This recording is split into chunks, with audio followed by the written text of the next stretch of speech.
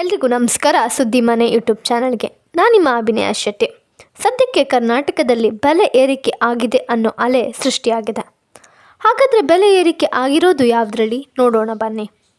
ಮೊದಲನೇದಾಗಿ ಹೇಳೋದಾದರೆ ಪೆಟ್ರೋಲ್ ಹಾಗೂ ಡೀಸೆಲ್ಗಳ ಬೆಲೆ ಪ್ರತಿ ಲೀಟರ್ಗೆ 3 ರೂಪಾಯಿ ಹೆಚ್ಚಳವಾಗಿದೆ. ಇನ್ನು ನಂದಿನಿ ಹಾಲಿನ ಬೆಲೆ ಲೀಟರ್ಗೆ 42 ರೂಪಾಯಿ ಇದ್ದದ್ದು ಈಗ ಲೀಟರ್ಗೆ 44 ರೂಪಾಯಿ ಆಗಿದೆ. ಇನ್ನು ಇದು ಖರೀದಿಸುವವರಿಗೆ ಮಾತ್ರ ದರ ಹೆಚ್ಚಳವಾಗಿದೆ. ಹೈನುಗಾರರಿಗೆ ಯಾವುದೇ ರೀತಿಯ ಲಾಭವಿಲ್ಲ. ಇನ್ನು ಆಸ್ತಿ ತೆರಿಗೆ, ವಿದ್ಯುತ್ ದರ, ಸ್ಟ್ಯಾಂಪ್ ಡ್ಯೂಟಿ ಹೆಚ್ಚಳವಾಗಿದೆ. ನೀರಿನ ದರ ಏರಿಕೆಗೆ ಚರ್ಚೆ, ಬಸ್ ಪ್ರಯಾಣದ ದರ ಹೆಚ್ಚಳಕ್ಕೆ ಚಿಂತನೆ. ಇನ್ನು ಪೆಟ್ರೋಲ್ ಹಾಗೂ ಡೀಸೆಲ್ಗಳ ಬೆಲೆ ಏರಿಕೆ ಆಗಿರುವ ಕಾರಣ ಆಟೋ ದರ ಹೆಚ್ಚಳಕ್ಕೆ ಬೇಡಿಕೆ. ಹಾಲಿನ ಬೆಲೆ ಏರಿಕೆ ಆಗಿರುವ ಕಾರಣ ಹೋಟೆಲ್ ತಿಂಡಿ, ಕಾಫಿ ದರ ಹೆಚ್ಚಳಕ್ಕೆ ಹೋಟೆಲ್ ಮಾಲೀಕರು ಸಜ್ಜಾಗಿದ್ದಾರೆ.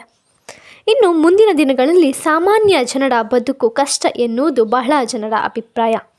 ನಿಮಗೆ ಇದರ ಬಗ್ಗೆ ಏನನ್ಸುತ್ತೆ ಕಮೆಂಟ್ ಮಾಡಿ ತಿಳಿಸಿ. ಧನ್ಯವಾದಗಳು. ಹೆಚ್ಚಿನ ಮಾಹಿತಿಗಾಗಿ ಯಾವಾಗಲೂ ನೋಡ್ತಾ ಇರಿ ಸುದ್ದಿ ಮನೆ.